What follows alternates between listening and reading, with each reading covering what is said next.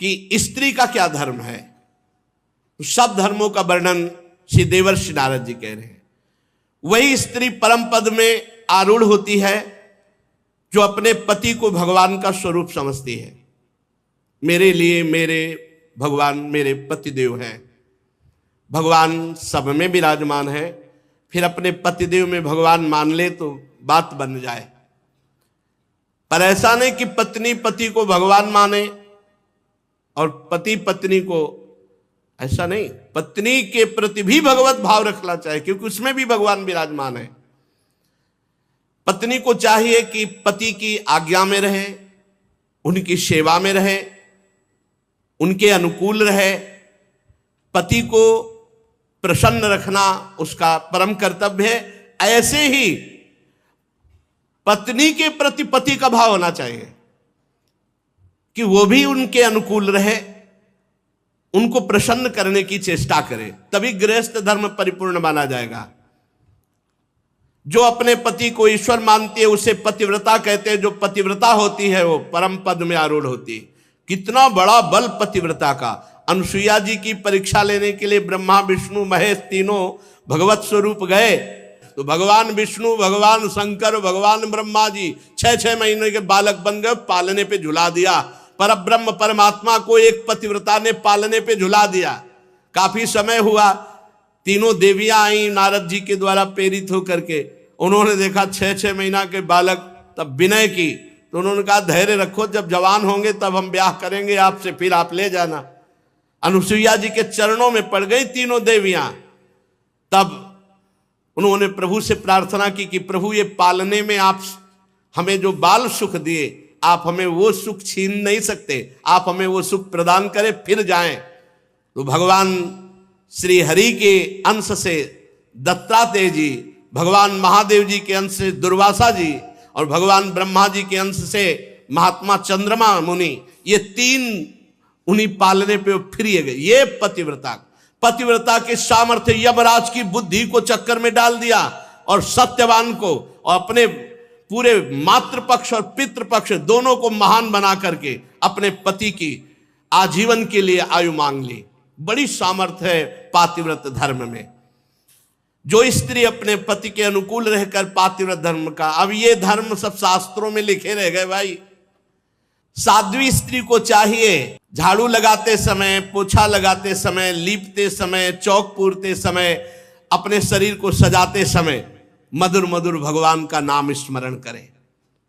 भगवान का नाम स्मरण, कितना बढ़िया भजन है।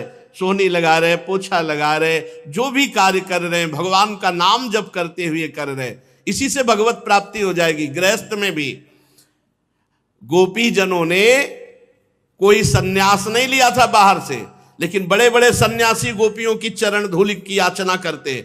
जब परमहंस सुखदेव जी महाराज गा रहे हैं उनके जस का, जब उद्धव जी जैसे परम ज्ञानी उनकी चरण रज की आकांक्षा कर रहे तो औरों की क्या। बृहस्पति शिष्य परम ज्ञानी महात्मा भगवान श्री कृष्ण के अभिन्न स्वरूप उद्धव जी याचना करते हैं कि वृंदावन की गोपियों की चरण रज हमारे माथे पे लगे। क्यों? क्योंकि हर समय लीपते बुहारते हर समय भगवान का स्मरण कर रहे हैं, भगवान की मंगल लीलाओं का स्मरण कर रहे हैं। जो गृहस्थ में रहते हुए पति पत्नी विनम्र, झगड़ा नहीं, इसीलिए बड़ा संकट में है गृहस्थ धर्म और विरक्त धर्म दोनों। विरक्त धर्म इसलिए है कि आप जैसे अपवित्र आचरण करके हमें भिक्षा देंगे वैसे ही हमारी बुद्धि होगी। अगर अधर्म आचरण करके दोगे तो हमारी बुद्धि भ्रष्ट हो जाएगी। अधर्म आचरण क्यों? अन्न खा रहे हैं, जैसा खाए अन्न वैसा बने मन। अगर आप धर्म से कमा कर एक रोटी हमें देंगे, वो जब हम खाएंगे तो हमारी बुद्धि भजन करेगी। और गृहस्थ धर्म में जब तक पवित्रता नहीं है तब तक सब बेकार है। देखो, ना मन पवित्र, ना तन पवित्र, ना विचार पवित्र, तो क्या गृहस्थ धर्म। जो विनम्र है, विनयी है गृहस्थ, इंद्रिय संयमी है। कहां इंद्रिय संयम? यहां तो इंद्रियों का खुला व्यभिचार शुरू है, खुला व्यभिचार। गृहस्थ धर्म महान धर्म है, जिससे विरक्त भी वहीं पैदा हुए। बड़े बड़े आचार्य गुरुजन भी उन्हीं गृहस्थों के यहां पैदा हुए। तो गृहस्थ धर्म कोई छोटा धर्म नहीं है, पर बड़ा महान धर्म है। महान इस बात में है कि वो गृहस्थ होते हुए विनयी है, वो गृहस्थ होते हुए इंद्रिय संयमी है, वो गृहस्थ होते हुए पवित्र है, भगवान का भजन करता है, इसलिए महान है। जो प्रिय वचनों से आए हुए अतिथि की सेवा करता है। तुम्हारे दरवाजे पे कोई आ गया, मधुर वचन, आइए स्वागत है आपका, कम से कम आसन और जल, बैठिए, पानी पीजिए, इतना तो सब कोई कर सकता है। भोजन और आगे की बातें ना हो तो हाथ जोड़ दे, पर आए हुए दरवाजे पर भिक्षुक, अतिथि, कोई भी आया हो, प्रिय वचन, आसन और जल, 3 चीजें तो सब कोई दे सकता है। प्यार से बोल सकते हो, पानी के लिए पूछ सकते हो, एक आसन पे बैठाल सकते हो। इसके बाद वो जो मांग रहा है हमारी सामर्थ्य नहीं, हमारी श्रद्धा नहीं, तो मना कर सकते हैं। अपने कर्तव्य में सावधान रहे, पवित्र प्रेम पूर्ण व्यवहार करे। जो पति परायणा होती है और जो एक पत्नी व्रत होता है, उसके यहां भले वैभव न दिखाई दे, लेकिन उसके यहां शांति होगी, सुख होगा, एक आनंद होगा। अब मेहनत करके पति कमा के आ रहा है और घर में व्यभिचारिणी स्त्री है और ये देख करके उसकी छाती जल रही, या पत्नी बहुत धर्मात्मा है, पति व्यभिचारी है तो उसका हृदय जल रहा है, ये बहुत गलत है। अपने धर्म को समझो। ये शरीर का जो व्यभिचार प्रवृत्ति है ये नरक पहुंचा देगी। पति वंचक पर पति रति करई, रौरव नरक कल्प सत परई। जो स्त्री अपने पति को छलावा करके दूसरे पुरुष से सहवास करती है वो रौरव नरक पर। अगर पुरुष दूसरी किसी पत्नी से ऐसा करता है तो फिर नरकों के वर्णन में सुना ही है कि लोहे की स्त्री जलती हुई और कल्पों तक भी चिपकाया जाता है, ले आलिंगन करो, फिर वहां हाय हाय मचता है। इसलिए होश में। जो गृहस्थ धर्म, नारद जी वर्णन कर रहे हैं, जो गृहस्थ धर्म में पति पत्नी एक भाव प्रेम संबंध और बड़े पवित्र रहते हैं, विनयी हैं, उनके घर में भले आपको करोड़ों अरबों रुपया न दिखाई दे, लेकिन शांति होगी, सुख होगा, बड़ा आनंद रहता है। गृहस्थ धर्म बड़ा, ऐसा थोड़ी कि निकृष्ट कोई गृहस्थ धर्म है। युधिष्ठिर जी जो चोरी नहीं करते और जो पाप कर्म नहीं करते, वो अपने आप शांति और सुख को प्राप्त होते हैं। पर सावधान रहे, चोरी करना और अन्य पाप कर्म करना, इनसे अपने आप को बचावे। श्री देवर्षि नारद जी कहते हैं, जो धर्म से चलता है तो कुल परंपरागत लक्ष्मी चलती रहती है। ध्यान दीजिए, दीपक की तरह भले जले, लेकिन जो धर्म से धन कमाते हैं उनका परिवार सुखी रहेगा। और ये जो अधर्म से घूस लेकर इधर उधर, फिर उनका जो है वो भले हाइलोजन की तरह एक बार जले, लेकिन फ्यूज पक्का हो जाएंगे, पक्का नष्ट हो जाएंगे, परिवार तितर बितर हो जाएगा, सब नष्ट हो जाएगा। इसलिए अधर्माचरण करके गृहस्थ का पालन करने की कोशिश ना करे। भले धर्म से नमक रोटी खाने को मिले, आप धर्म से चले।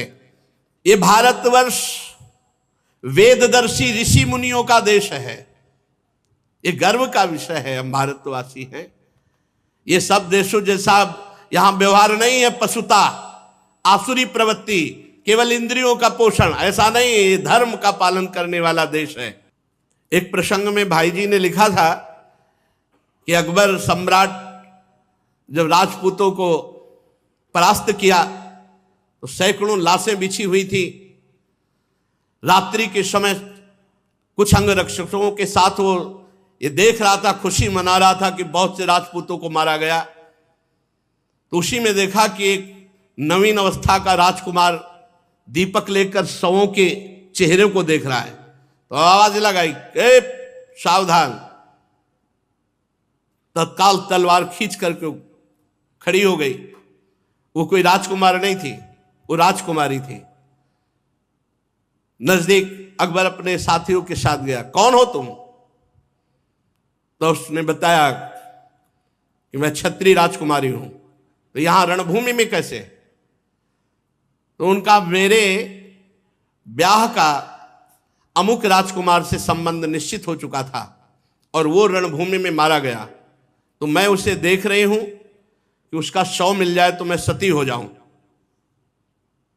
तो उनका ब्याह तय हुआ था। बोले हाँ, हम भारतीय नारी हैं, एक बार जिसको अपना पति स्वीकार कर लिया जीवन उसी को समर्पित कर देती है, ये हमारे यहाँ की परंपरा। वो होश उड़ गए उसको कि अभी ब्याह हुआ नहीं, ब्याह की बात तय हुई थी और ये 100 ढूंढने आई उसके साथ अपने शरीर को नष्ट कर देने की। ये पूर्व की बात।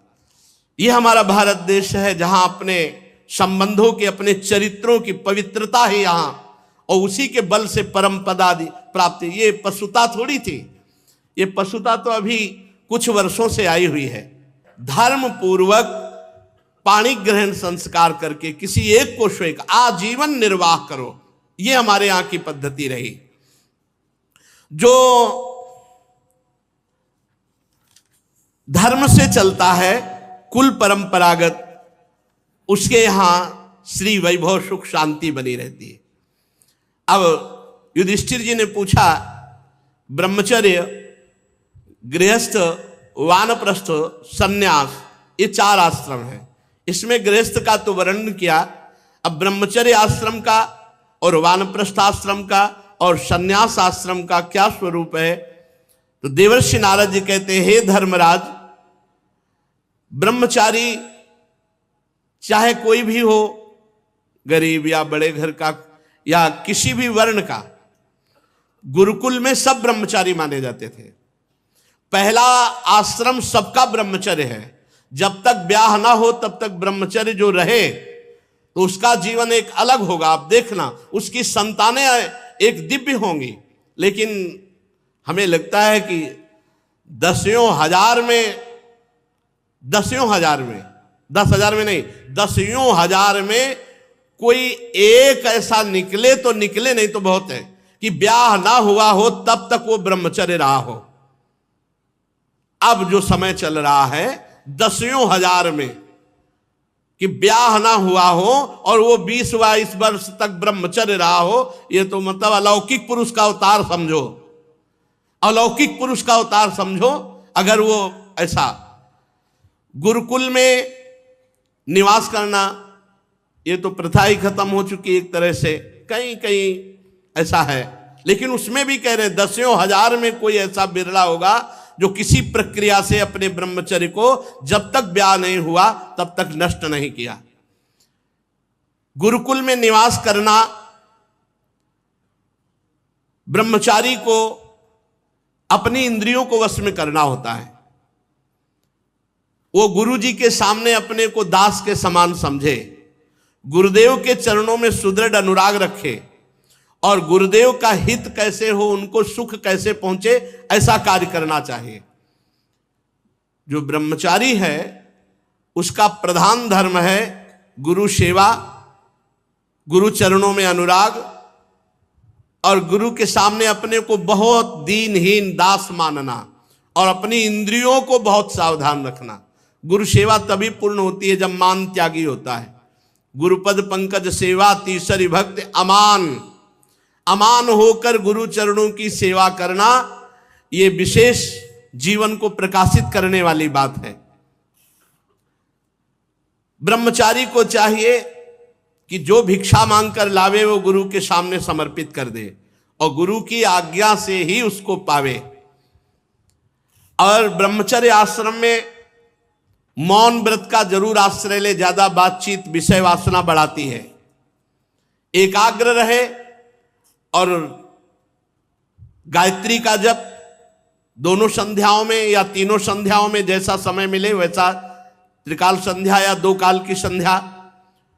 और गुरु जी जब बुलावे तो क्षुद्र दास की तरह हाथ जोड़कर उनके सामने अनुशासन में रहे और गुरु के द्वारा पढ़ाए हुए शास्त्रों का एकांत में चिंतन करे, मनन करे, स्वाध्याय करे। जब गुरुदेव आवे तो हाथ जोड़कर खड़ा हो जाए, फिर उनके चरणों में सिर टेक कर प्रणाम करे, फिर हाथ जोड़कर बैठ जाए और जो वो उपदेश करे फिर उसे बड़े ध्यान से सुने। ब्रह्मचारी को चाहिए मेखला, मृगचर्म, वस्त्र, जटाजूट, दंड, कमंडल, यज्ञोपवीत और कुशा, ये हर समय धारण करे। ये अपने लोग भगवत कृपा से मृगचर्म हटा करके और सब धारण किए। मेखला भी धारण थी मूंज की और वस्त्र श्वेत और जटाएं भी थी और दंड पलाश का और कमंडल और यज्ञोपवीत और कुशा चोटी पे और 108 कुशा की मुट्ठा और गायत्री अनुष्ठान। सायंकाल 24 घंटे में एक बार भिक्षा करे ब्रह्मचारी। 24 घंटे में ब्रह्मचारी को एक बार सायंकाल भोजन पाने के लिए आज्ञा है, तभी वो ब्रह्मचर्य पचा पाएगा। गुरुदेव आज्ञा दे तो पाए, अन्यथा ना पाए। गुरुदेव ना बोले तो प्रणाम करके भिक्षा रख के चले गए। गुरुदेव आज्ञा दे तो पाए। बड़ी गुरु आज्ञा पर पूरा जीवन समर्पित जिन्होंने कर दिया, निहाल हो गए। और अपने चरित्र की रक्षा के लिए हर समय सावधान रहे ब्रह्मचारी। ये चरित्र के लिए बहुत हानिकारक है मोबाइल, क्योंकि इसमें सारे चरित्रहीन विषय भी भरे पड़े हैं। यद्यपि गुण ना हो तो कोई स्वीकार ही न करे, इसलिए माया ने गुण भी रख दिया है कि आप इससे सत्संग भी सुन सकते हैं, आप अच्छी बातें भी सुन सकते हैं, लेकिन एकांत में सत्संग कोई बिरला सुनेगा। एकांत में तो फिर संसारिकता की तरफ मन भागता है, इसलिए बचो। उस समय तो थे ही नहीं जब अपने लोगों का नैष्ठिक ब्रह्मचर्य था, मोबाइल नहीं था। किसी को सूचना पहुंचानी, आज मरा है तो 15 दिन तक लगते थे। एक चलता था पोस्ट कार्ड, और एक नीला नीला ऐसे जो बंद करके दो चलते थे। एक पोस्ट कार्ड खुला इतना बड़ा 15 पैसे का, और ज्यादा जरूरी हो तो तार होता था, तार कर दो ऐसे ऐसे। और अब तो मोबाइल चल गया है। मोबाइल से बचो, ये बहुत हानिकारक है। साधु महात्माओं के लिए तो खास करके विशेष हानिकारक है, बच्चों के लिए भी बहुत हानिकारक है, बहुत हानि। इतना बड़ा बच्चा सर्च करके दुनिया की बात निकाल देगा। आज तक मोबाइल खोलना नहीं आया। ये जो हम देखते हैं, जो हम सुनते हैं, जो हम बोलते हैं, उसका मनन होता है। ब्रह्मचर्य रहने के लिए हमको ना वो देखना है, ना सुनना है, ना बोलना है जो हमारे भजन में विघ्न पहुंचावे। स्त्री शरीर, पुरुष शरीर और कोई भी किसी भी शरीर से भी अपने धर्म के विरुद्ध आचरण करने की चेष्टा ना करे। जो ब्रह्मचर्य से आजीवन ब्रह्मचर्य, क्योंकि ब्रह्मचर्य से गृहस्थ आश्रम भी जाया जाता है और ब्रह्मचर्य से विरक्त आश्रम। ब्रह्मचर्य दोनों के लिए अनिवार्य है, चाहे वो गृहस्थ में जाना हो चाहे वो विरक्त में। गृहस्थ आश्रम में यदि नहीं जाना और ब्रह्मचर्य का आजीवन व्रत लेना है, तब तो बहुत सावधान हो जाए। आजीवन के लिए नियम ले ले कि कामी पुरुष और कामिनी का कभी भी संग नहीं करेंगे। एक हरकत जहां समझ में आ जाए, देखो बुद्धिमान मनुष्य शरीर है, पता चल जाता है एक दृष्टि से, एक हरकत से कि इसका स्पर्श करना, इसका देखना, इसका बोलना किस भाव से है। साधक को सावधान रहना चाहिए जो आजीवन ब्रह्मचर्य रहना चाहता है। इंद्री बड़ी बलवान है, ये प्रयत्न करने पर भी मन को क्षुब्ध करके विषयों की तरफ खींच लेती हैं। देखो, बुद्धि को अपने भ्रष्ट होने से बचाना है तो नाम जप करते रहे। नाम जप, राधा राधा राधा, कृष्ण कृष्ण हरि दामोदर अच्युत गोविंद माधव।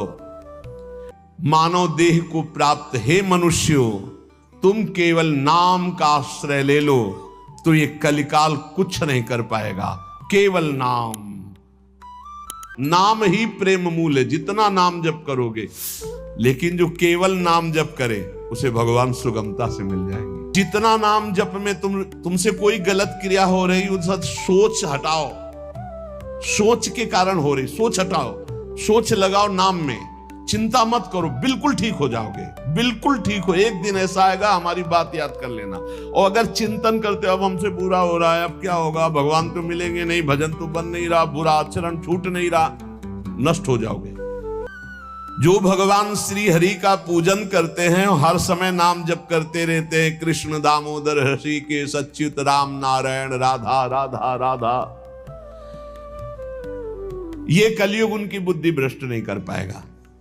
उन परम शांत सनातन भगवान दामोदर श्री कृष्ण का जो स्मरण करता है, तो श्री कृष्ण उसके हृदय कृत्वा परम शांतम जितमेव जगत्त्रयम, उसके हृदय में ऐसा बल दे देते हैं कि वो त्रिभुवन पर विजय प्राप्त कर लेता है। जिसकी बुद्धि हर समय भगवान का नाम उच्चारण करती रहती है और हरि का पूजन करती है, तो भगवान उसके हृदय में इतना बल देते हैं कि त्रिभुवन पर विजय प्राप्त कर लेता है।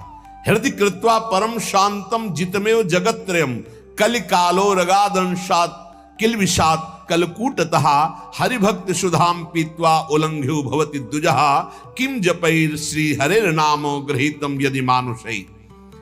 यदि हरि का स्मरण न किया जाए, हरि भक्ति न की जाए, तो एक कलयुग रूपी सांप ऐसा डस लेता है, ऐसी बुद्धि भ्रष्ट हो जाती है कि वो भयंकर विष चढ़ जाता है, सर्वनाश का खेल खेलता है। इसीलिए कलयुग में नाम का ही एकमात्र साधन है, साध्य है। कलयुग केवल नाम आधारा, सुमिरी सुमिरी भव उतरहि पारा। एकमात्र उपाय है नाम, नाम। हरिभक्तिश्च लोकेत दुर्लभा हि मतामम हरौ यस्य भवेद भक्ति सकृतार्थो न संशया।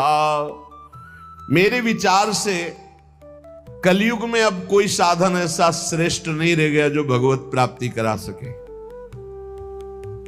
पक्का ये बहुत अनुभव से देख रहे हैं, बड़े बड़े महत्जनों का संग हो रहा है अब भी। तो जब आते हैं तब पता चलता है नाम जब निरंतर नहीं है तो अशांति है मन में, सब साधन करते हुए।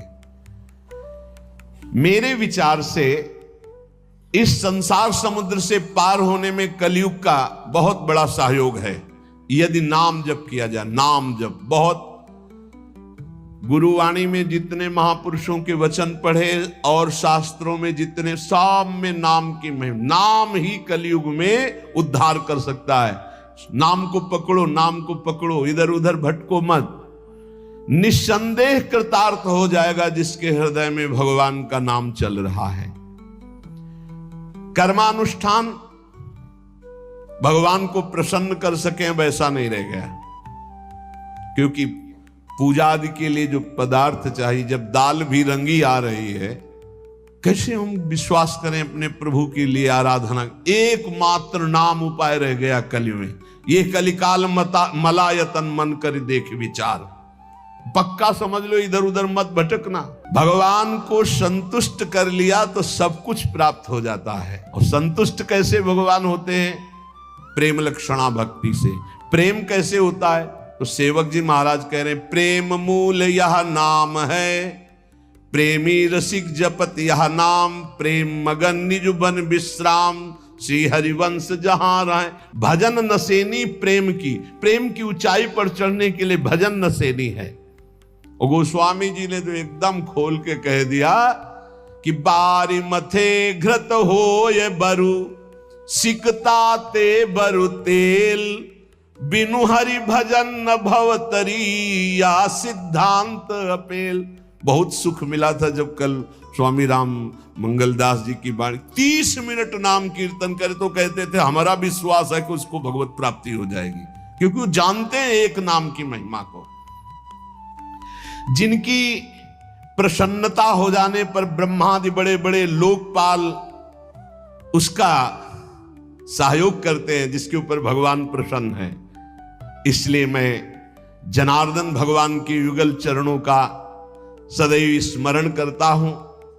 जगत बंद जनार्दन शरणागत वत्सल जगत पिता श्री कृष्ण को पुकारता हूं। जो स्मरण करता है, जो पुकारता है, इतीर यंती ये मर्त्यानते सामने रहे गति, वो कभी नरक नहीं जा सकता जिसने एक बार भी भगवान को पुकारा है।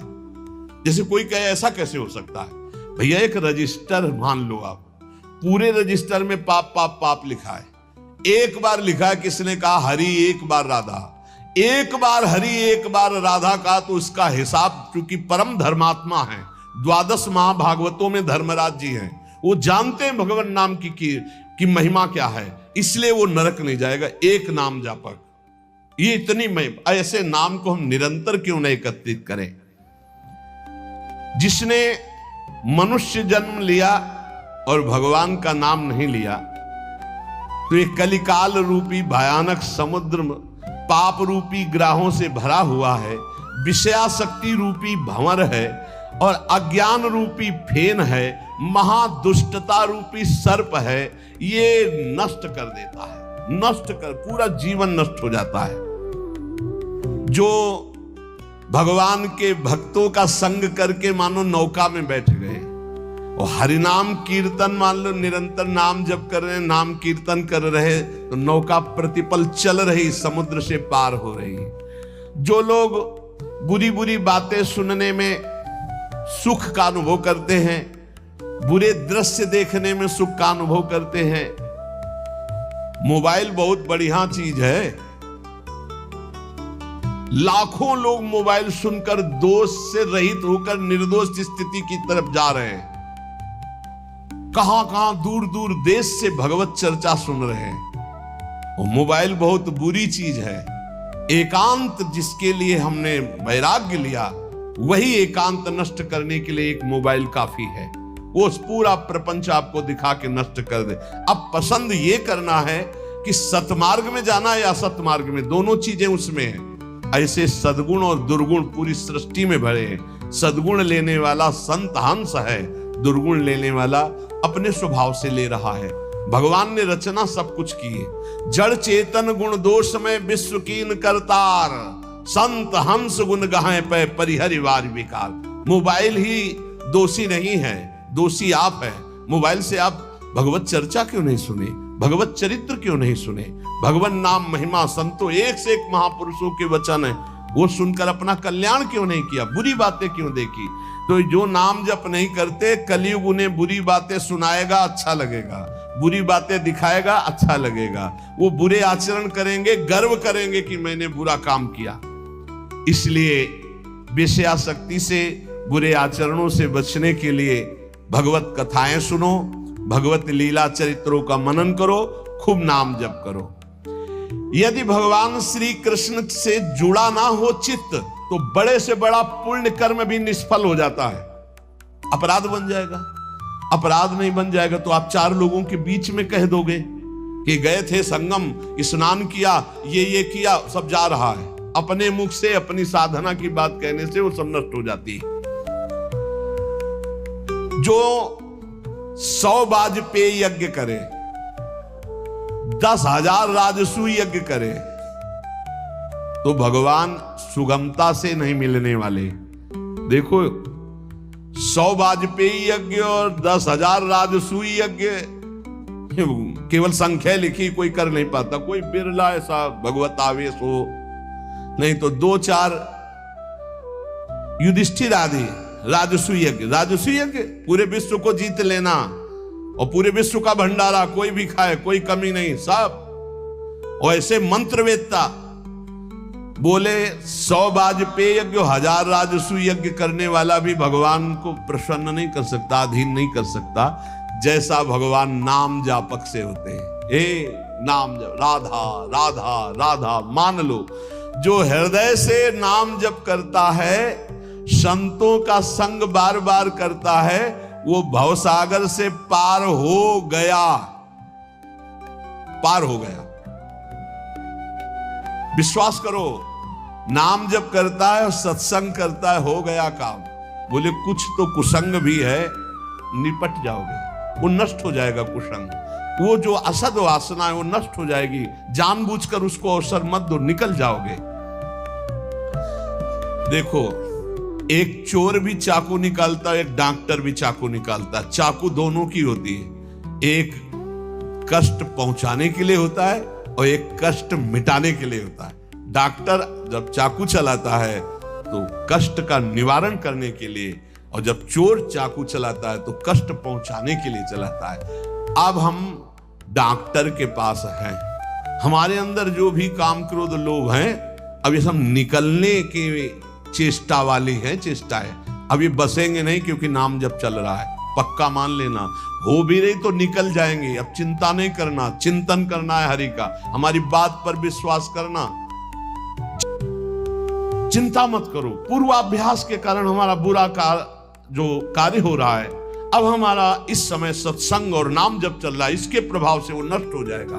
वो हमें दंड भी नहीं दे पाएगा और वो चल भी नहीं पाएगा ज्यादा दिन। इतना हृदय में जलन होगी कि वो सब शांत हो जाएगा। जो विषय लोलुप निष्ठुर मनुष्य हैं, नाम जप नहीं करते, वो अपने को नरक में गिराने का उपाय कर रहे हैं। यदि तुम अनायास दुख से पार जाना चाहते हो तो गोविंद गोविंद गोविंद, हरि हरि हरि, राधा राधा राधा ऐसा उच्चारण करो।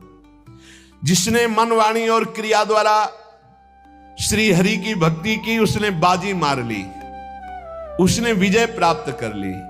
निश्चय उसकी विजय हो गई, जीत हो गई। जो मन से, वचन से, कर्म से भगवान की भक्ति कर रहा है। संपूर्ण देवेश्वरों के भी ईश्वर भगवान श्री कृष्ण है। थोड़ी सी भी आराधना कोई बहुत करके मानते हैं, इसलिए इनका नाम पाप रूपी पिशाचों का समुदाय नष्ट करने के लिए है।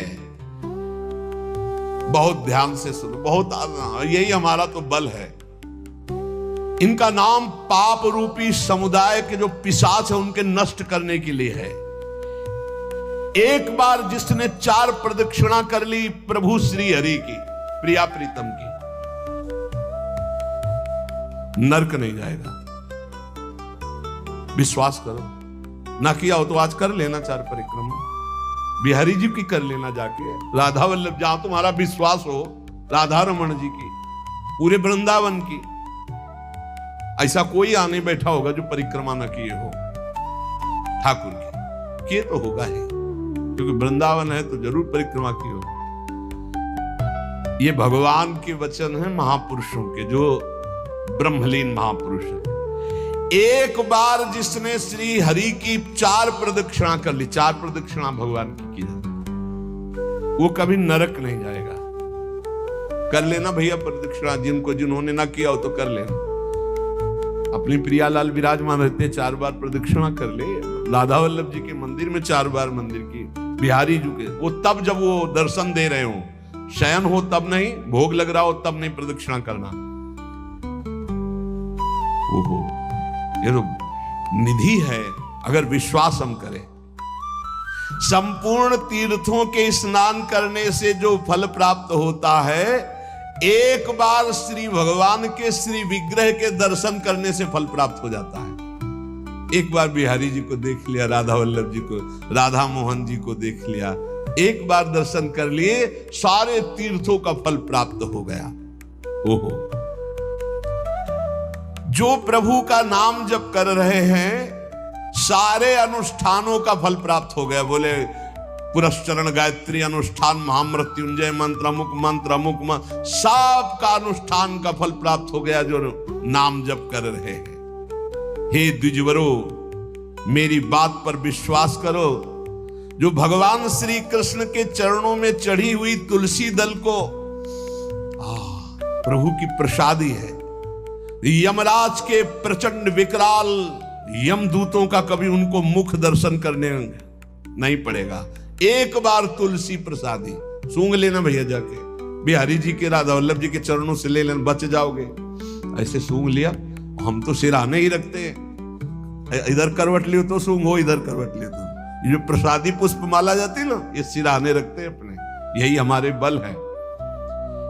और सुनो, एक बार जो हमारे श्री कृष्ण को साष्टांग प्रणाम कर लिया, वो पुनः माता के गर्भ में नहीं जाता। कर लेना भैया साष्टांग दंडवत जाके। एक एक बार की बातें हैं, ये तो कई बार सुना चुके हैं भीष्म स्तवा में। एकोपि कृष्णा कृतः प्रणामो दशाश्वमेधा व्रतेन तुल्या, दशाश्वमेधि पुनरेपि जन्म कृष्ण प्रणामी न पुनर्भवाय। इसीलिए छाती ठंडी हो जाती है बातें सुन के, भगवान तो निश्चित मिले। तभी हम तो आपसे वादा करते हैं कि सबको भगवान मिलेंगे। चर्चा सुन रहे हो, राधा नाम सुन रहे हो, धाम में बैठे हो। कहाँ चर्चा हो रही? धाम में हो रही। ये रेती पे बैठे हो, यमुना जी की पावन रमण रेती है ये सब। उसका दूसरा जन्म नहीं होगा जिसने हमारे श्री कृष्ण को एक बार प्रणाम कर लिया। और सुनो, जो प्रतिदिन भगवान की चर्चा सुनता है, वो चाहे पुलकस हो, स्वपच हो, चांडाल हो, म्लेच्छ हो, कोई भी पापी हो, वो जगत बंदनी सौभाग्यशाली परम पद को प्राप्त होगा जो रोज भगवान की चर्चा सुन लिया ना। हे गर्व में रहो कि हमें तो भगवान ने कितना सौभाग्य दिया है। जो पुण्यात्मा भगवान के भक्तों का संग करता है तो उसकी बात ही क्या है।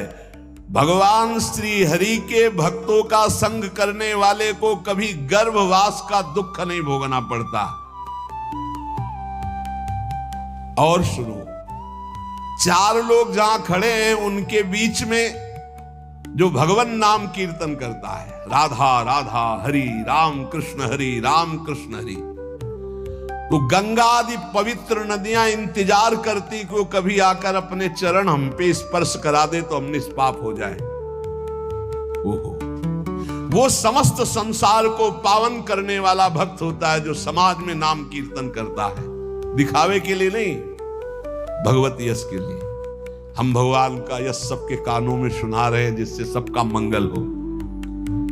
जो भगवान का नाम कीर्तन करता है उसका दर्शन, उसका स्पर्श, उससे वार्तालाप करने से ब्रह्म हत्या जैसे पापों से मुक्ति मिल जाती है।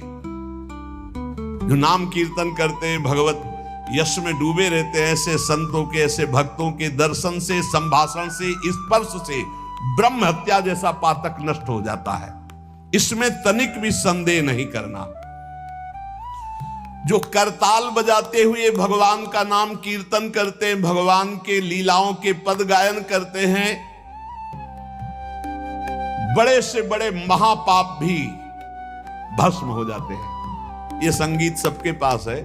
राधा राधा राधा राधा राधा राधा राधा मणि वृषभानुनंदिनी आज भूषण बसन विविध पहिरे तन पीव। ये अमृत है, महाअमृत है। जो ऐसे भक्तजन हैं उनका दर्शन मात्र जीवों को पवित्र कर देता है। हे महर्षियों, श्री कृष्ण नाम सब तीर्थों का परम तीर्थ है। जिसने श्री कृष्ण नाम को अपनाया वह पृथ्वी को पावन करने वाला है।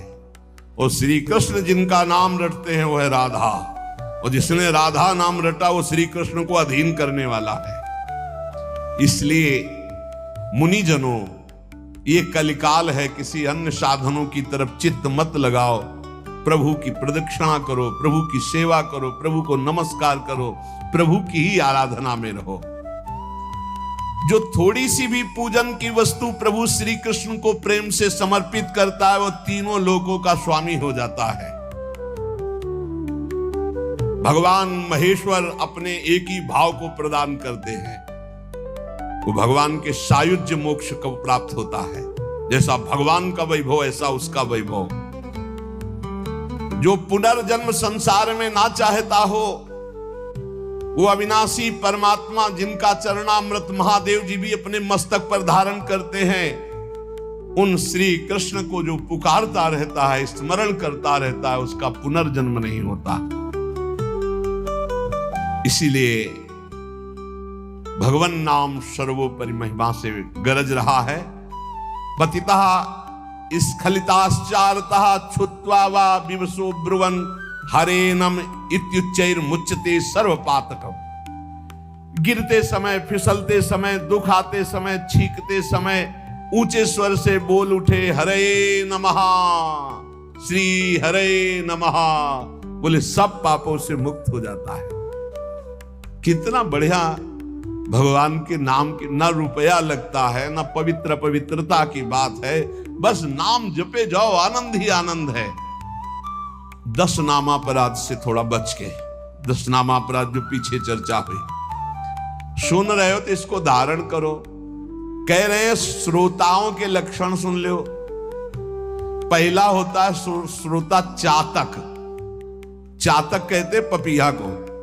जैसे बादल से वर्षा सीधे चोंच में लिया और पान कर गया, उसी प्रकार जो श्रोता वक्ता के मुख की तरफ एकाग्र दृष्टि से देखता रहता है और जो शब्द निकलते हैं उनको पकड़ा पी गया अंदर, उसे चातक श्रोता कहते हैं। एक हंस श्रोता, हंस को जैसे दूध और पानी मिला के रख दो तो दूध पी जाएगा, पानी छोड़ देगा। ऐसे ही जो श्रोता सावधान, अपने रस की उपासना की बात पकड़ ली, बकाया सब छोड़ दी। अपने रस की बात, जो अपने इष्ट गुरु की उपदिष्ट मार्ग की बात, उसे पकड़ ली और छोड़ दिया। वो हंस श्रोता और एक तोता श्रोता। वो बस जितनी देर सत्संग सुन रहा है उतनी देर वो जहां बाहर निकला तो बस रटी रटाई बात, बस कोई न पकड़ना है न आचरण में उतारना, बस रटी रटाई बात। ऐसे अच्छा है, बढ़िया है, निषिद्ध तो नहीं है। ऐसे ही करो, रटते रहो, रटते रटते कभी सही में बोलने लगोगे। ऐसों के पास जब दूसरे लोग आते हैं तो उपदेश ही शुरू करते हैं। सत्संग में ऐसा ये भी बुरा नहीं, पर बात ये कि उतारना उसको पाई भर नहीं है। केवल इधर से सुना, उधर से तोता की तरह, रट्टू तोता की तरह सुना दिया, आचरण में उतारना नहीं। पर ठीक है, समय सार्थक गया सुनने का और समय सार्थक गया बोलने का। तीसरा है मछली श्रोता। ये बहुत उच्च कोटि की श्रोता है, जैसे हंस, चातक और मीन। ये अपलक नेत्र वक्ता की तरफ और भगवत रस का चर्चा को ऐसे पान करते हैं जैसे दुग्ध पान, अमृत पान किया जाए। ऐसे जैसे मछली का जीवन जल, ऐसे उसका जीवन सत्संग, उसके बिना वो जी नहीं सकता। ये उच्च कोटि के श्रोता होते हैं, चातक, हंस और ये मछली। ये प्रायः मौन रहते हैं। क्या सत्संग में हुआ, क्या कोई वार्ता नहीं करे, जाओ दूसरा से पूछो। मौन रहेंगे, अपलक नेत्रों की तरफ, वक्ता की तरफ देखेंगे। जो शब्द आया प्राण पोषण की तरह उसे अंदर पान करेंगे और उसका आस्वादन वही जीवन बना लेंगे। जैसे मछली का जीवन पानी, तो सत्संग ही उनका जीवन। बहुत उच्च कोटि के, जैसे चातक तो हंस और ये मछली मीन। फिर एक होते हैं ब्रिक श्रोता। ब्रिक माने होता भेड़िया। भेड़िया श्रोता कैसे होते हैं? ये सत्संग के बीच में विघ्न डालने वाले होते हैं। कुछ ऐसे आवाज करना जिससे सबको विघ्न पड़ जाए। यहां तो अगर एक बार आवाज की तो दोबारा आवाज करने के लिए अंदर प्रवेश ही नहीं होगा, इसलिए आवाज नहीं आती। नहीं, प्राय ऐसे होते हैं। अच्छा, मान लो बीच में भगवान नाम से हो रही चर्चा, अब जोर से आप कोई नाम उच्चारण करे तो सबको विक्षेप पड़ेगा। तो जो सत्संग के बीच में डरावने प्रयोग करे उसे भेड़िया श्रोता कहते हैं, कि जो सत्संग में विघ्न डाल दे। ये प्रायः मूर्ख स्वभाव के होते हैं, इनको पकड़ना कुछ होता नहीं है। एक दो बार बात भी करने लगेंगे, ऐसा ये तो कहो बहुत शासन है, नहीं मोबाइल से भी बात कर सकते हैं, ऐसा होता रहता है। ये बीच बीच में सत्संगी जनों को उद्विग्न करते रहते हैं। आओ सकिलो ना, आगे, मतलब ऐसे उसको किसी तरह विघ्न पहुंचाना, तो इन्हें ब्रिक श्रोता कहते हैं, भेड़िया श्रोता कहते हैं, जो सत्संग में विघ्न डालते हैं। और एक भुरुंड जाति का पक्षी होता है, भुरुंड। उसका क्या होता है? वो केवल शिक्षाप्रद वाक्यों को पकड़ता है और दूसरों से भनाता है, उसे भुरुंडी श्रोता कहते हैं। भुरुंडी, आज ये सुना ऐसे, और वो छाप मारेगा दूसरों के ऊपर जा जा करके, लेकिन अपने आचरण में नहीं लाना, केवल वो शब्द पकड़ रहा है दूसरों के ऊपर छाप मारने के लिए। और एक होते हैं वृष श्रोता। वृष कहते हैं बैल को, कि उसके सामने चाहे मीठी बात हो, चाहे अंगूर डालो, चाहे भूस डालो, उसको खाने से मतलब है। तुम संसार की बात कहो, प्रपंच की बात कहो, भोग की बात कहो, कृष्ण की बात कहो, राम की बात कहो, केवल सुनने से मतलब है। उसको कोई मतलब नहीं कि किसकी चर्चा हो रही। ये बैल श्रोता होते हैं। जैसे बैल है, अंगूर डालो, चाहे भूस डालो, चाहे तो उसको खाने से मतलब, वो सुन रहा है। हंस श्रोता अलग चीज है, वृष श्रोता। फिर ऊंट श्रोता, उष्ट। ये क्या होता है? अच्छी बात को छोड़ करके ये कांटे वाली चीजें खाना पसंद करता है। ऊंट जो है ना, बम्बूल, ये सब ऐसे, नीम बम्बूल ऐसे। तो जो उष्ट प्रकार के ऐसे स्वभाव वाले श्रोता होते हैं, वो विपरीत बातें पकड़ते हैं, मतलब हर बात का विपरीत अर्थ लेकर के उसको प्रचार प्रसार करना। तो ये उल्टी बात पकड़ते हैं, ये उल्टी बात पकड़कर संसारियों को भ्रम में डालते हैं कि मैं सुन के आया कुछ नहीं।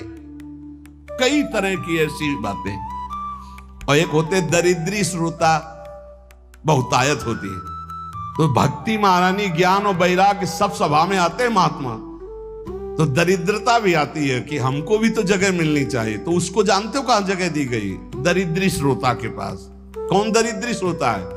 रात भर सोता है, फिर सत्संग में आके श्रोता नहीं, फिर भी सोता है। बोले है तो श्रोता पर रहता है सोता। कैसे सोता है? दलिद्र, जो दलिद्रता होती है वो टहलती है। तो जो चौकस ऐसे एकदम बैठे हैं उनको प्रणाम करती, हमारे लायक तुम नहीं हो। ज्ञान भक्ति वैराग्य होते हो, तुम विराजमान हो। वो देखती कि कोई हमें तो बुलावे, तो जा कहता है बोले ये जगह है, या हम बैठ जाएंगे। लार बह रही है, ऐसा लग रहा बड़ा गूढ़ सत्संग सुन रहे हैं, और वह झटके से मारते चले जा रहे। ये है दरिद्री श्रोता। इसमें नाम ज्यादा आ जाएगी, बस संभल के रखना। हाँ, सत्संग में इंद्रियां समाहित होती हैं। यदि वो सतोगुणी है तो वो सत्संग में भाव में आ जाएगा, और यदि तमोगुणी है तो नींद में चला जाएगा। इस सत्संग का प्रभाव होता है। जिसे कहीं न नींद आती हो उसको सत्संग में बैठा दो, सो जाएगा पक्का। सच्ची बात कहते हैं, हंसी हंसी में सच्ची बात कहते हैं। और भक्ति ज्ञान वैराग्य सामने रहते हैं, जहां वो शांत होकर जैसे हंस मीन चातक, ऐसे तो भक्ति ज्ञान वैराग्य उसके हृदय में वास करते हैं। वक्ता के सामने विधिवत प्रणाम करके आसपास कौन बैठा है इसका भी ज्ञान न हो, सीधे वक्ता पर दृष्टि शांत भाव से, वो उत्तम श्रोता होता है। जो सत्संग के 5 मिनट पहले आवे, 5 मिनट बाद जाए, कम से कम सत्संग के 5 मिनट पहले आवे और सत्संग में सबसे पीछे उठे, उत्तम श्रोता का लक्षण। तो आज कोई उठेगा ही नहीं कि पहले जाए तब हम उत्तम श्रोता होंगे। अब वक्ता का लक्षण क्या है? वक्ता का लक्षण है जिसका मन भगवान में महत्व रखता हो, रुपए में नहीं। जिसका मन भगवान में महत्व रखता हो, तभी तो भगवत चर्चा होगी। जो भगवान की चर्चा किसी भी मोल में बेचने के लिए तैयार नहीं है, क्योंकि भगवान की महामहिमा को, भगवान के नाम को पैसे से खरीदा नहीं जा सकता। लेकिन यदि हमने मुख से बेच दिया तो माना जाएगा। उत्तम से उत्तम श्रोताओं को चाहिए कि जितनी सामर्थ्य हो, फल पत्र पुष्प संपत्ति आदि भगवान की कथा में अर्पित करें। बढ़िया भाव है, करना भी चाहिए। लेकिन प्रवक्ता को चाहिए कि वो बेचे ना, वो भगवत चर्चा को एक संख्या में ऐसा ना करे। यहां उत्तम प्रवक्ता की बात कह रहे हैं। जैसे किसी का प्रश्न रहता है, फिर तो कोई चढ़ाएगा ही नहीं, तो हम किसी के चढ़ाने की अगर उस पर जीवित हैं तो भगवान की महिमा को हम क्या जाने? क्या अखिल कोटि ब्रह्मांड नायक भगवान अपने यश गायन करने वाले का भरण पोषण नहीं करते क्या? आप विचार कीजिए, अगर ना मांगा जाए तो ऐसी ऐसी भेंटें आएंगी कि आप निहाल हो जाओगे। कभी नहीं मांगते थे श्री रामचंद्र डोंगरे जी महाराज, और बड़े बड़े अनुष्ठान चलते थे, उन्हीं के चढ़ावे थे। जितना चढ़ा उठ के चल दिया, कुछ नहीं लेते थे। और बड़े बड़े अस्पताल विद्यालय ये सब उन्हीं के। बहुत अरे देन हार कोई और है, देत रहते दिन रैन। आगे कह रहे हैं जो सबका सुहृद होता है और जो तत्व बोध होता है, अपनी युक्तियों से भगवत वाक्यों को समझा सकता है, जो दूसरों को शब्दों का तत्वबोध कराने में चतुर हो और मुनि युक्त हो, मननशील हो, स्वयं मनन करने वाला, मंत्र जप करने वाला, पवित्र अनुष्ठान करने वाला और सबको सम्मान देने वाला हो, ऐसा स्कंद पुराणांतर्गत महात्म्य में लिखा हुआ है कि सबसे श्रेष्ठ प्रवक्ता वही माना जाता है जो भगवान की चर्चा भगवत प्रसन्नता के लिए, जगत कल्याण के लिए, जगत मंगल के लिए, और स्वाभाविक जो भेंट चढ़ जाए, देखो इसका फल भी होगा। नित्य निरंतर जो भगवान की कृपा है वो उसके ऊपर बरसेगी, विश्वास कर लो। हमने पूज्य श्री तुकाराम जी के पावन चरित्र में उनके उपदेश में पढ़ा था, हितधाम में चर्चा की थी।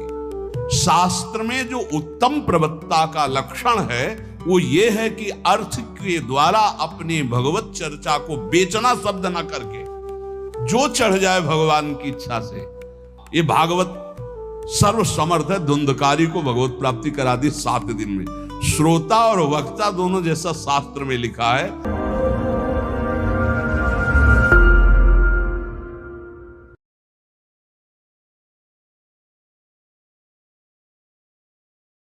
आज से सुन रहे हो, आज से नियम ले लो, चाहे पुरुष हो चाहे स्त्री, जो हुआ सो हुआ, अबलो न सानी अबना न सयो।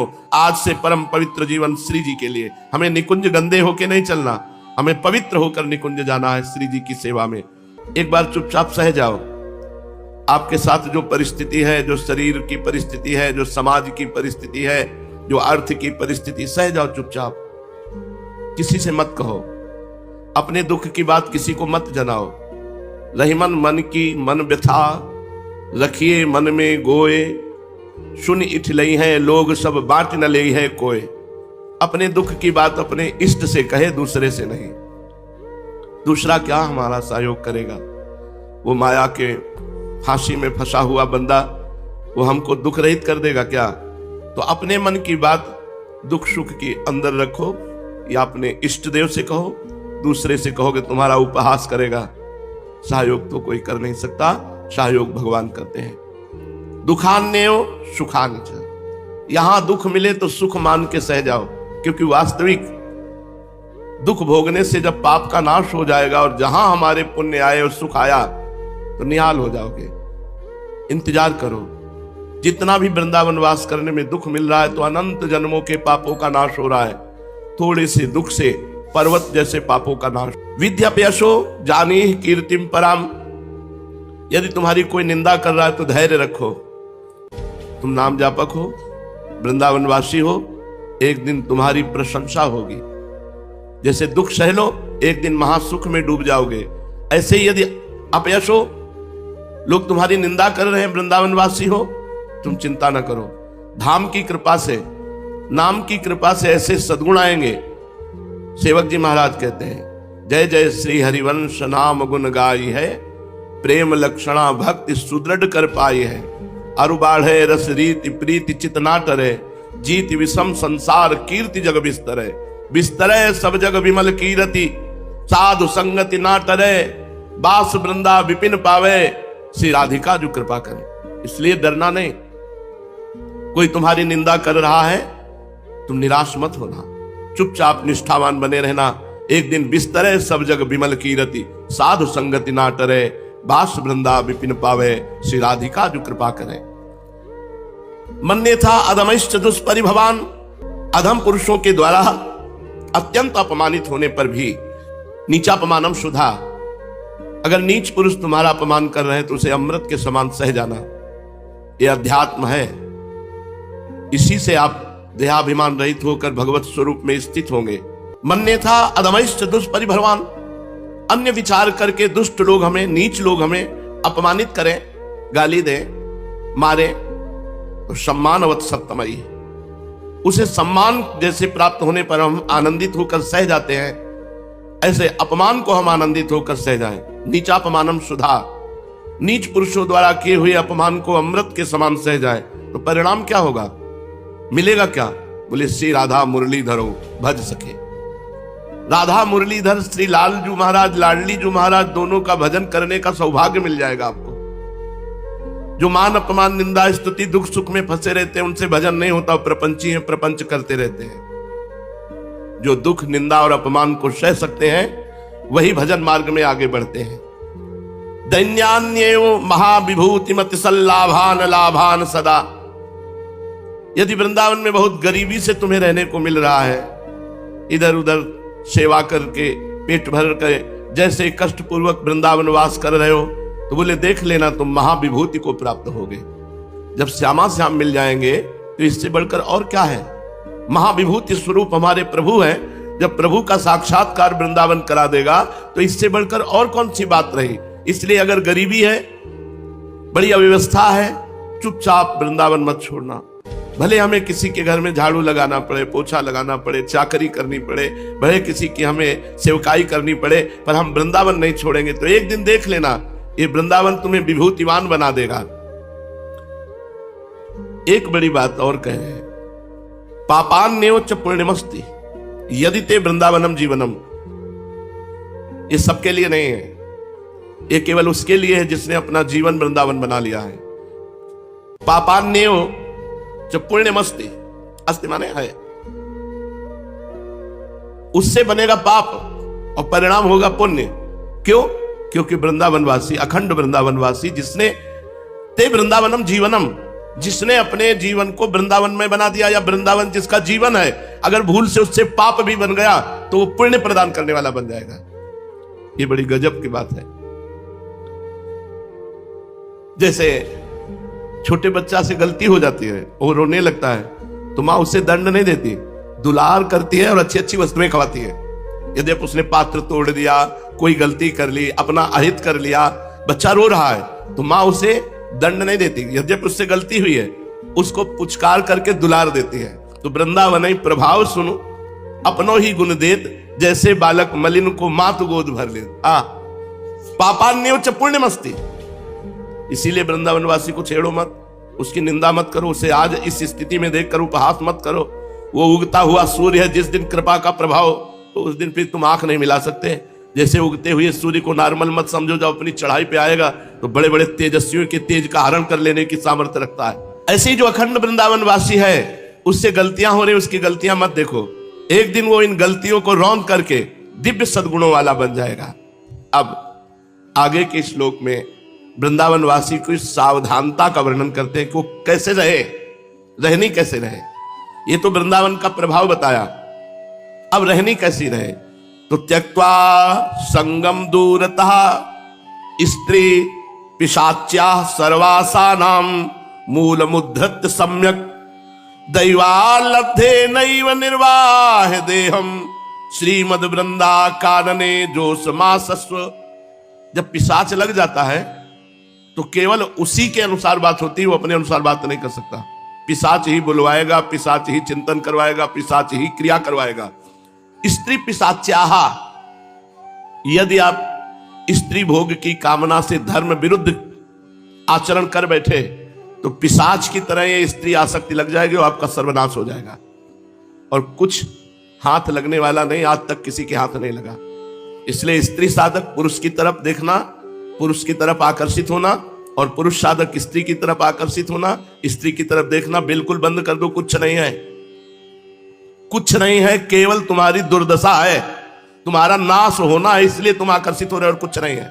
मलमूत्र के द्वार है, मांस का पिंड है, नरक का दुख है, वो भोगते नहीं बनेगा। किसी के चेहरे पर अचानक दृष्टि चली जाए, दोबारा मत ले जाओ। ये मान लो, हमारी बात मान लो, अनुभव की बात कहते हैं। त्यक्त्वा संगम दूरतः स्त्री पिशाच्याः सर्वासानाम मूलमुद्धृत्य सम्यक। ये महापुरुषों की बात है। ये तीन ही संसार को बांधे हुए हैं, कामिनी, कंचन, कीर्ति। बड़े बड़े इन्हीं तीन खाइयों में गिर जाते हैं और सच्चिदानंद भगवान से मिलने का अवसर जो मानव देह में था उसे खो देते हैं। कौन सा सुख है? घृणित दुर्गंध युक्त द्वारों में सुख की संभावना। धिक्कार है हमारी मलिन बुद्धि को कि सच्चिदानंद भगवान परम पवित्र, परम शीतल आनंद प्रदान करने वाले, उनके नाम रूप लीला धाम में तृप्ति ना प्राप्त करके हम भोगों में तृप्ति प्राप्त करना चाहते हैं। हम बनते हैं साधक, हम बनते हैं उपासक, हम बनते हैं भक्त। कहां की भक्ति, कहां की साधुता है, कहां की उपासना है जो अपने सच्चिदानंद भगवान के सुख को छोड़कर मलमूत्र से युक्त घृणित तिरस्कृत भोगों की तरफ हमारी बुद्धि जाए। इसलिए दूरी बना के रखो, ज्यादा ज्ञानी मत बनो कि हमारा कोई बिगाड़ नहीं सकता। शिव बिरंचिका मोहई को है बपुरान, श्रृंगी की भृंगी करिडारी। जो मृगी से पैदा हुए थे, स्त्री को जानते भी नहीं थे, तो श्रृंगी की भृंगी करिडारी। भृंगी माने जैसे भृंगी कीड़ा नहीं भनभना के आसक्त कर लेता, आसक्त हो गए। जैसे पिशाच चढ़ जाए ऐसे चढ़ जाता है। कामी नारी प्यारी जी, उठते बैठते चलते फिरते वही चिंतन, वही दर्शन, वही। और जैसे जैसे चिंतन करो तो चिंतन में एक सुख मिलता है, और जब क्रिया करो तो वो सुख नहीं। फिर चिंतन, फिर क्रिया, फिर चिंतन, अनंत जन्म व्यतीत हो गए यही होते। ध्यायतो विषयान पुंसान संगास्ते सुपजायते, संगात संजायते कामा, कामात क्रोधो विजायते, क्रोधात भवति सम्मोहा, सम्मोहा स्मृति विभ्रमा, स्मृति भ्रंशात बुद्धिनाशो, बुद्धिनाशात प्रणश्यति। जब साधक विषयों का ध्यान करने लगता है सर्वनाश हो जाता है। डरना चाहिए। स्त्री साधक, पुरुष का ध्यान, पुरुष की क्रियाओं का ध्यान, चाहे साधक हो चाहे साधिका। अगर भगवत मार्ग में आपको सुदृढ़ चलना है तो त्यक्त्वा संगम दूरता स्त्री पिशाच्याः, पिशाचवत तुम्हारा दिमाग उसी में लग जाएगा। इसलिए दूरी बना के रहो। अगर भगवत भजन नहीं हो रहा तो भी मंगलमय धाम में पड़े हो, लेकिन कुसंग अपने जीवन को नष्ट करने वाली प्रक्रिया को तुम देखकर मुस्कुराते हो। अरे पूछो मत, भगवान अपार कृपा किए जो तुम्हें संसार से निकाल दिए, नहीं तो कैसी दुर्दशा है। अरे हमें मुस्कुराहट देखनी है। प्रिया वदन छवि चंद्र मनो प्रीतम नयन चको, उनकी मुस्कुराहट से हमारा जीवन को उतार। ये मुस्कुराहट चाहिए। अनंत जन्म हो गए भटकते हुए, आज अवसर दिया है प्रियाजू ने, हम उनकी तरफ न देखकर फिर भटके। धिक्कार है ऐसे मन को जो हमें वृंदावन धाम मिला, हमें सतमार्ग मिला। हम धाम और सतमार्ग को छोड़कर गंदी बातें सुने, गंदी बातें चिंतन करें, इधर उधर ताक झांक करें। ये कोई सौभाग्य का विषय है क्या?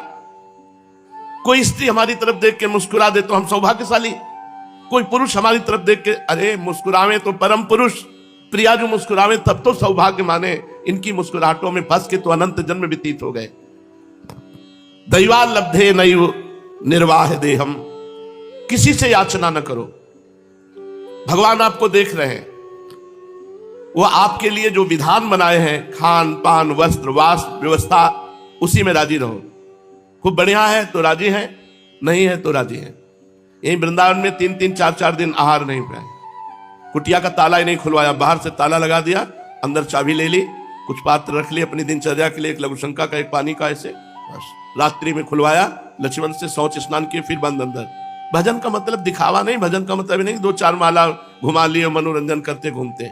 मन को मार करके, तन को मान करके, मन ही मारी तन हारी के वृंदावन में गाद।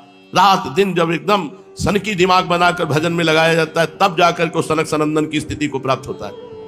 हरिशरणम हरिशरणम हरिशरणम, रात दिन भगवत चिंतन, तब जाकर के वृत्ति भगवदानंद बनती है। तो कह रहे हैं दैवाल लब्धे नैव निर्वाह, जैसे तुम्हें वृंदावन रखे वैसे राजी रहो। श्रीमद वृंदा काननेन जोश मासस्व, श्री वृंदावन में प्रीति पूर्वक निवास करो। स्त्री संग से दूर रहो, पुरुष संग से दूर रहो, चाहे वो कोई रिश्तेदार हो, नातेदार हो, प्रिय बंधु हो, कोई भी हो। आज कलिकाल है, पिता से पुत्री सुरक्षित रहना संशयपूर्ण बात हो गई है। पिता से पुत्री सुरक्षित रहना संशयपूर्ण बात हो गई, फिर रिश्तेदार नातेदार इनकी तो बात जाने दो। कभी भी अपने जीवन को अपवित्र मत होने दो, यदि ब्रह्मचर्य व्रत धारण करके भगवान के मार्ग में चले हो। और इसमें सुख होता तो भी बात थी, एक भ्रम है, बार बार उस भ्रम में जीव पतित होता रहता और हाथ कुछ लगता नहीं। इसलिए श्रीपाद वृंदावन वास के लिए कह रहे, दुख सुख को समान भाव से समझते हुए, मान अपमान निंदा स्तुति को सहते हुए, पराई माता बहनों को भगवत स्वरूप मानते हुए, जैसे जीवन हमारा वृंदावन निर्वाह करे वैसे हम वृंदावन वास करें, तो इसी जन्म में भगवत प्राप्ति हो जाए। चलते हैं महाप्रभु चैतन्य देव का पावन चरित्र श्रवण कथन करके प्रेम लक्षणा भक्ति का हृदय में विस्तार करते हैं। जिनके हृदय में भगवान के प्रति भक्ति उत्पन्न हो गई, तो भक्ति का स्वरूप है कि इष्ट देव के मिलन की व्याकुलता पैदा हो जाना। लोक लाज कुल कान सब त्याग करके बस कैसे प्रभु मिले।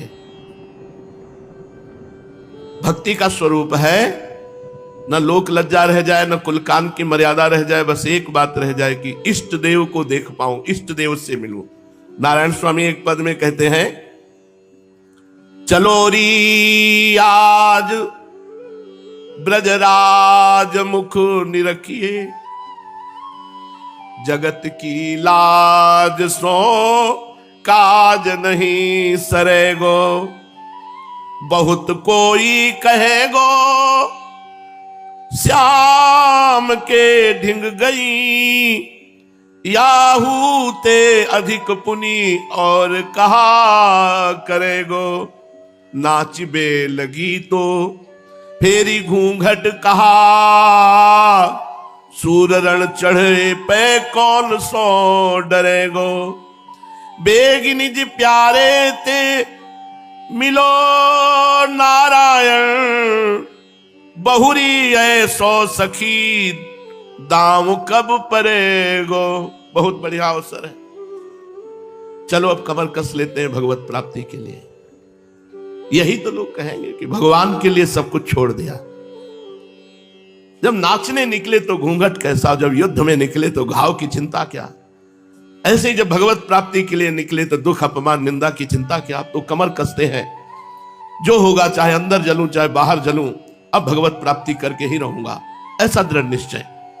भक्ति का स्वरूप है अपने प्यारे के लिए तड़पना, प्यारे की बात सुनकर हृदय पिघल जाए, प्यारे के लिए व्याकुलता होना। यार इतना दिन हो गया, इतना जीवन हो गया, वही सब करते हुए आपको तनिक भी लज्जा नहीं आती कि एक बार आके आप मिल जाओ।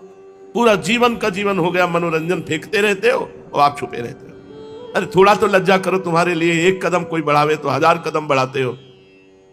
आपके लिए चल पड़े तो मनोरंजन क्यों फेंकते हो। आप आओ ना, बोले नहीं परीक्षा करेंगे, तो आप परीक्षा करेंगे तो फेल ही बैठे हैं हम तो फेल ही हो जाएंगे। आपकी रचित माया के द्वारा शरीर है, इंद्रियां हैं, मन है, बुद्धि है, इन्हीं की परीक्षा होगी, ये तो फेल ही बैठे हैं। हे नाथ आप कृपा करो, आपके सिवा हमारे हृदय में दूसरा रंग न चढ़े। जिनके हृदय में भगवान से मिलने की व्याकुलता जागृत हो जाती है, जिनका हृदय श्याम रंग में रंग गया है, जिनकी भगवान के सुमधुर नामों जगत पावन करने वाली लीलाओं में रति है, उन बड़भागी भक्तों ने ही यथार्थ में मनुष्य शरीर को सार्थक किया। जो रात दिन नाम जप कर रहे हैं, भगवत लीला कथा अमृत के समान लग रही है, बस वही भगवान की लगन, तो धन्य है उनका जीवन। उन्होंने अपना मनुष्य जीवन सार्थक किया। प्राय देखा गया है कि जिनके ऊपर भगवत कृपा होती है, उनको प्रभु के नाम रूप लीला के सिवा कुछ अच्छा नहीं लगता है। लेकिन अच्छा ना लगना और चिड़चिड़ाहट वाला स्वभाव बनाना ये ठीक नहीं है। अगर आपसे कोई बात करे तो जब हरिवंश नाम जानी है तब सबहिन ते लघु मानी है, हंसी बोले बहुमान दे, मंद मुस्कुराहट हो और बहुत शीतल वचन हो। ऐसा नहीं कि पूछत रीति भभूकत धावत, बात करे तो मनु काट खाएगा ऐसे बात करे, ऐसा भक्ति रंग नहीं लाती, हमें अच्छा नहीं लगता। पर हम किसी से कहें ना कि हमें अच्छा नहीं लगता, अंदर ही अंदर हम उस बात को दुख पूर्वक सह रहे हैं जो हमें संसारी पुरुषों से बात करना पड़े, संसार की बात करना पड़े, पर कम बोल करके प्यार में शब्दों से निपटा के चल दे, अच्छा नहीं लगता, ये वो जान ना पावे। जिन पर भगवत कृपा होती है उनको कुछ अच्छा नहीं लगता। भगवान के नाम रूप लीला गुण कथा के सिवा कुछ अच्छा नहीं लगता। नहीं खान पान ते भावे है, नहीं कोमल वसन सुभावे है, सब विषय लगे ते खारा है, हरि आशिक का मग न्यारा है। लगन ब्रह्मादिक के भोग सब विष सम लागत ताई, नारायण ब्रजचंद की लगन लगी। लगन नारायण स्वामी एक पद में कह रहे हैं, मोहन बसी गयो मेरे मन में, लोक लाज कुल काली छूटी गई, इनकी नेह लगन में, मोहन बसी गयो मेरे मन में। जो निरंतर भगवान का चिंतन करते हैं उनको संसार की परवाह नहीं होती, उनकी दृष्टि बदल जाती है। जित देखूं तित ही वह दिखे, घर बाहर आंगन में, जित देखूं तित ही वह दिखे, घर बाहर आंगन में, अंग अंग प्रति रोम रोम में, छाए गयो तन मन में, मोहन बसी गयो मेरे मन में। वही तन्मयता, वही बार बार चिंतन, तन मन प्राण सब उसी के रंग में रंग गए। आंख खोलकर देखता है तो श्याम सुंदर, आंख बंद करता है तो श्याम सुंदर। कुंडल झलक कपोलन सोहे, बाजू बंद भुजन में कंकन कलित ललित मणिमाला, नूपुर धुनी चरणन में, मोहन बसी गयो मेरे मन में, मोहन बसी गयो मेरे मन में। जिधर देखता है वो श्यामांग, कैसी घुंघराली अलकावली, कैसे चिकने कपोलों पर कर्ण कुंडलों की शोभा, कैसे अधरों पे बंसी धारण किए, कैसा सुंदर पीतांबर, कैसे सुंदर चरणारविंद और उन पर विराजमान नूपुर और उनकी धुनी। चपल नयन भ्रकुटी वरबा की, ठाड़े सघन लतन में। चपल नयन, एक बार नेत्र जिसके नेत्र में मिल गए किसी काम का नहीं, केवल वो श्याम का रहा। एक बार नेत्र, यही जीवन भर याचना करनी, यही रोना, पूरे जीवन की शाम होती जा रही। हम आपके भक्त कहलाते हैं, एक बार भी तो नहीं सुना आपने, एक बार भी तो नहीं करुणा की कि आप मेरे नेत्र गोचर हो जाएं, एक बार भी तो मेरे नयन पथगामी नहीं हुए, मेरे नेत्र वैसे की वैसे बने हुए, वही जगत, वही माया, वही संसार देख रहे। हे नाथ अब तो कृपा करो। चपल नयन भ्रकुटी वर बाकी, ठाढ़े सघन लतन में, नारायण बिनु मोल बिकी मैं, इनकी नेक हसन में, नारायण बिना मोल बिकी मैं, इनकी नेक हसन में, मोहन बसी गयो मेरे मन में।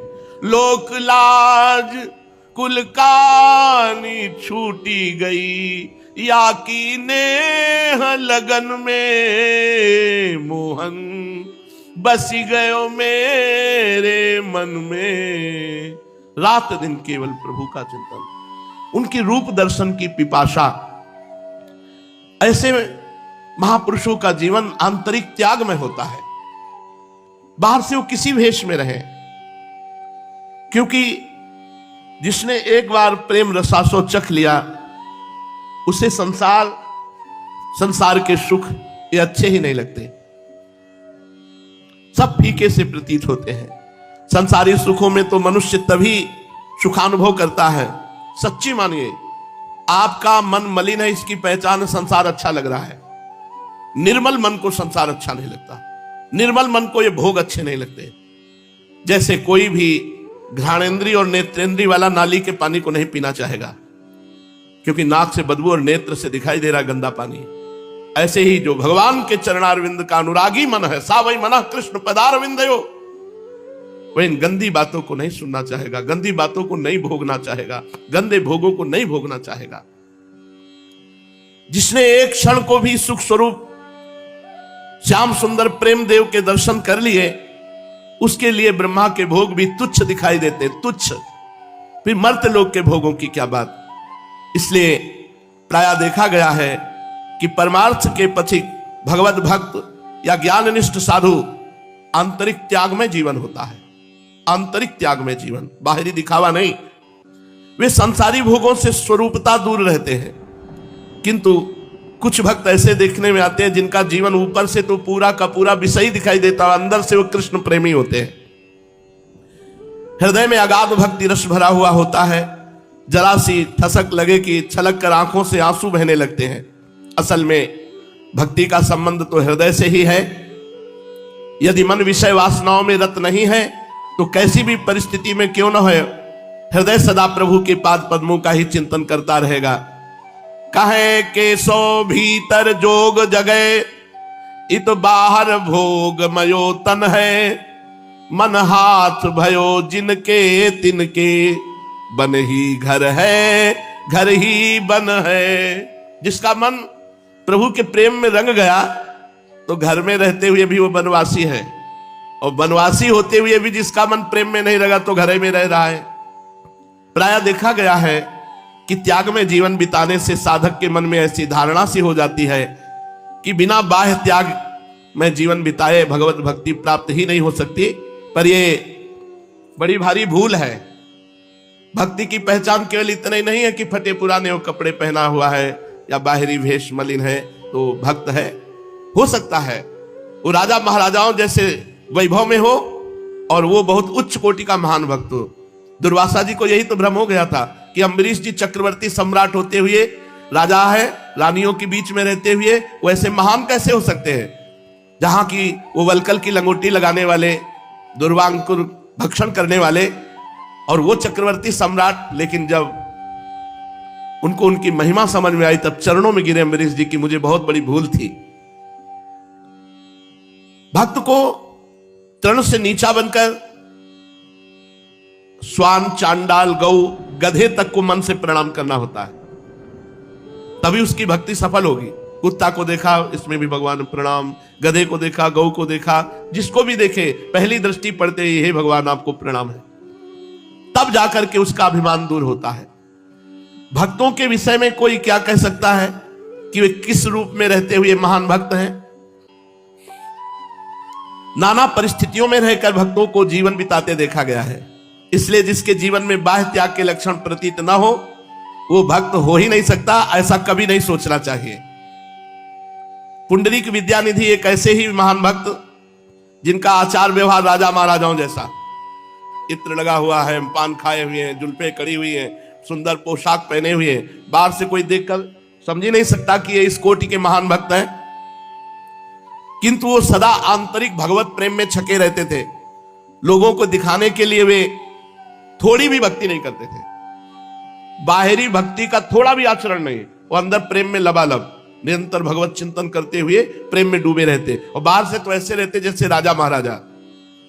उन्हें भक्तजन देख करके ही ये समझते थे कि तो विषयी जीव है, दूर से सुगंध आ रही, पान चबा रहे हैं, ऐसी चेष्टाएं।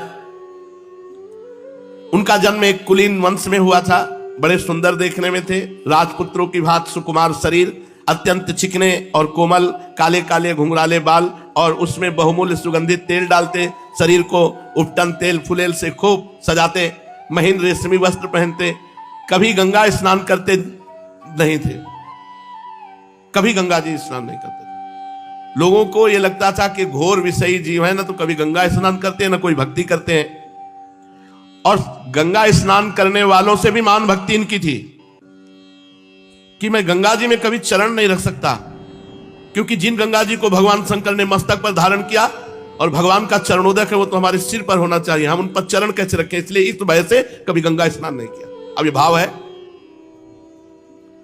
गंगा माता के प्रति अनन्य श्रद्धा है, कोई नहीं जानता, और सब लोग यही कहते हैं तो कभी गंगा स्नान नहीं करते, कभी कोई भक्ति नहीं करते। लोगों को गंगा जी में जब तेल फुलेल लगाकर नहाते देखते थे उनको बहुत दुख होता कि गंगा ऐसे नहीं नहाना चाहिए, कभी साबुन लगाकर, कभी ऐसे गंगा जी में ऐसे मल घर्षण करते हुए नहीं। गोता लगाने को कहा, गए और बस चुपचाप गोता लगाए, 5, 7, 11 जो भी, और बाहर निकल गए और अपने कपड़े पॉलीथीन आदमी रख करके घर के बाथरूम में धोए, वहां गंगा जी में नहीं, जो स्नान का लाभ लेना चाहे वो ऐसे। तो लोग इनको यही समझते थे कि ये विषयी संसारी जीव है, पुंडरीक विद्यानिधि। एक दिन महाप्रभु चैतन्य देव कीर्तन कर रहे थे और कीर्तन में बड़े जोरों से बोले, हा पुंडरीक विद्यानिधि, हा पुंडरीक विद्यानिधि, पुंडरीक पुंडरीक, ऐसा हुंकार करके, और बेहोश हो गए पृथ्वी पर गिर के। सब भक्त एक दूसरे को देखने लगे, ये पुंडरीक विद्यानिधि कौन है जिसे भावावेश में महाप्रभु ने याद किया। सभी को विस्मय हुआ। पहले तो भक्तों ने समझा पुंडरीक भगवान श्री कृष्ण को भी कहते हैं, पुंडरीकाक्ष कमल नयन भगवान। पुंडरीक कहने से अभिप्राय भगवान श्री कृष्ण।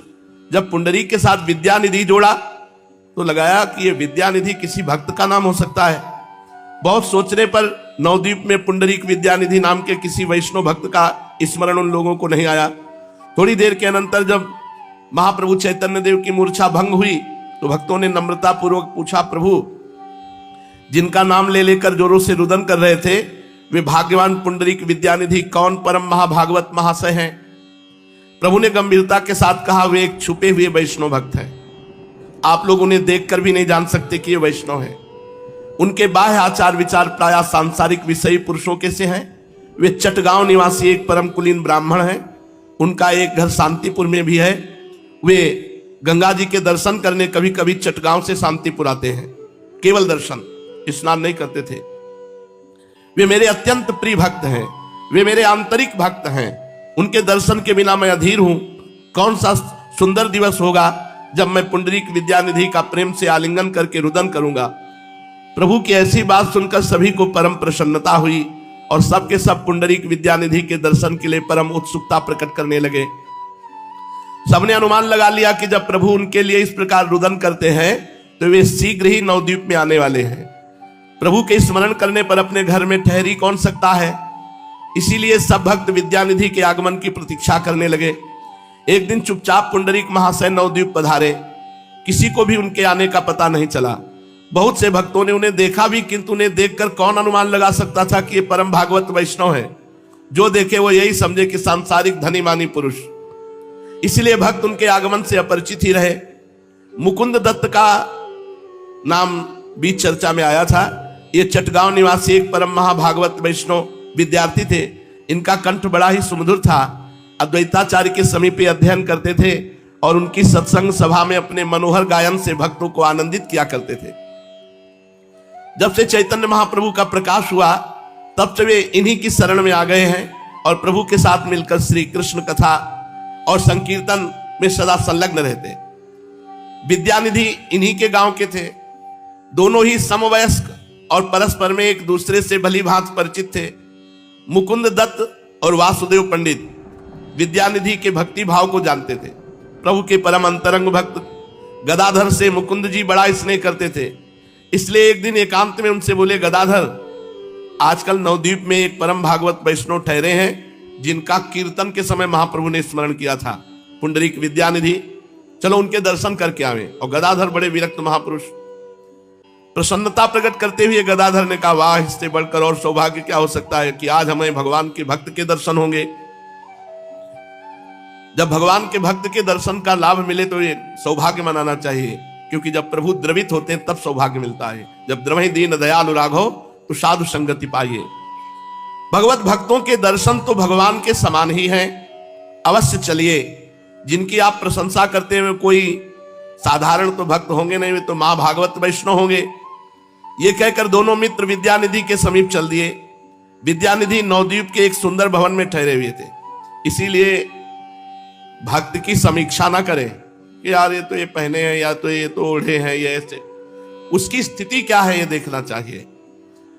वो खूब सजे धजे भवन में बैठे हुए थे, जैसे कोई नववधू का भवन श्रृंगारित किया गया हो, ऐसा श्रृंगारित भवन था।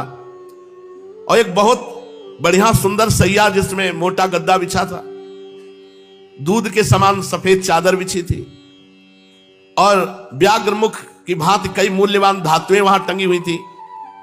मतलब चारों तरफ से दिखाई दे रहा था कि एक महाधनी पुरुष, विषयी पुरुष है।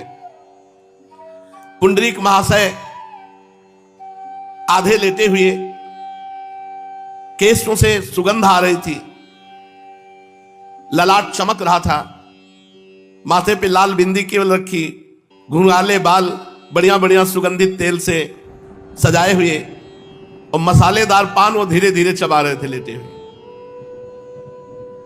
पान की लाली अधरों पर थी। सामने पीक दान लिए नौकर खड़ा था।